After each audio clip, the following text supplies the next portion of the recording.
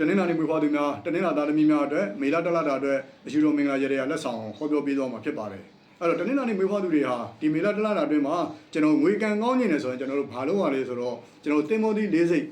ကျွန်တော်တင်မောသီး၄စိတ်ကိုအိမ်ဖျားမှာပဲမြတ်စွာဘုရားရှင်ကိုရောမြတ်ကြီးကိုလေးလေးနက်နက်ကတ်လူပြီးဆူတောင်းလိုက်မယ်ဆိုရင်ဒီတလတာအတွင်းမှာကျွန်တော်ငွေကံကောင်းသွားမယ်တလတာငွေကြေးနဲ့ပတ်သက်ကျွန်တော်စိတ်ချမ်းသာသွားမယ်တလတာဖြစ်ပါတယ်အဲ့တော့ဒီတလတာအတွင်းမှာပဲတနင်္လာနေ့မွေးဖွားသူတွေဟာအလုပ်ကိစ္စတွေကျွန်တော်အောင်မြင်ခြင်းနဲ့ရှောက်ထားတဲ့လုပ်တွေမရလို့ပဲဖြစ်ဖြစ်ကိုယ့်အလုပ်တွေထင်းကုန်နေလို့ပဲဖြစ်ဖြစ်ကိုယ့်အလုပ်တွေအဆင်မပြေလို့ပဲဖြစ်ဖြစ်အဲ့တော့အလုံးနဲ့ပတ်သက်တဲ့ကိစ္စတွေအဆင်ပြေခြင်းနဲ့ဆိုရင်ကျွန်တော်အိပ်ရရွှေ့အိပ်ရတယ်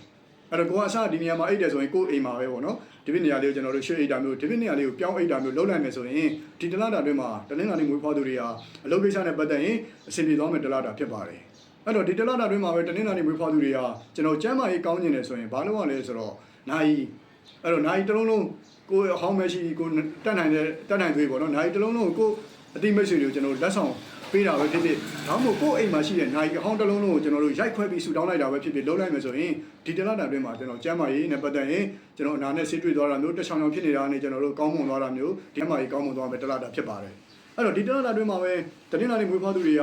အခြေအိမ်တော်ရေးကိစ္စတွေကျွန်တော်အဆင်ပြေခြင်းနဲ့ဆိုရင်ဘာလို့ရလဲဆိုတော့ကျွန်တော်တို့စပယ်ပန်းလေးတွေကိုကျွန်တော်ကျွေးပကံသားတွေကိုထည့်မယ်ဘယ်နဲ့ပွင့်ဖြစ်ဖြစ်ကျွန်တော်စပယ်ပန်းလေးတွေကိုကျွန်တော်ကျွေးပကံသားနဲ့ထည့်ပြီးအိမ်မှာပဲမြတ်စွာဘုရားရှင်ကိုရောမြတ်ကြီးကိုလေးလေးနက်နက်ကတ်လူပြီးအခြေအိမ်တော်ရေးနဲ့ပတ်သက်တဲ့ကိစ္စတွေဆူတောင်းလိုက်မယ်ဆိုရင်ဒီတလတာအတွင်းမှာမေလတလတာအတွင်းမှာတနင်္လာနေ့မွေးဖွားသူတွေဟာအခြေအိမ်တော်ရေးနဲ့ပတ်သက်တဲ့ကိစ္စတွေကျွန်တော်အဆင်ပြေသွားမယ်တလတာဖြစ်ပါတယ်အဲ့တော့ဒီတလတာအတွင်းကံကောင်းစေတဲ့အဆောင်ပါလဲဆိုတော့ကျွန်တော်ဆက်ပြလေးအသေးလေးတစ်လုံးပဲနောက်ဆက်ပြလေးကျွန်တော်အသေးလေးတွေရှိတယ်အဲဆက်ပြလေးအသေးလေးတစ်လုံးကိုကျွန်တော်ဆောင်ထားမယ်အနေရှိတဲ့နေရာကိုပဲသွားတာပဲဖြစ်ဖြစ်အလုပ်ကိစ္စအတွက်ပဲသွားတာပဲဖြစ်ဖြစ်ကိုရေးကြီးတဲ့ကိစ္စနေရာတွေကိုသွားတာပဲဖြစ်ဖြစ်ဒီဆက်ပြလေးတစ်လုံးကိုဆောင်ပြီးကျွန်တော်လှုပ်ဆောင်နေရပြည့်ဒီတလတာအတွင်းမှာတနင်္လာနေ့မွေးဖွားသူတွေအနေနဲ့ကံထောက်ပံ့ဖြစ်စေတဲ့အဆောင်တစ်ခုဖြစ်ပါတယ်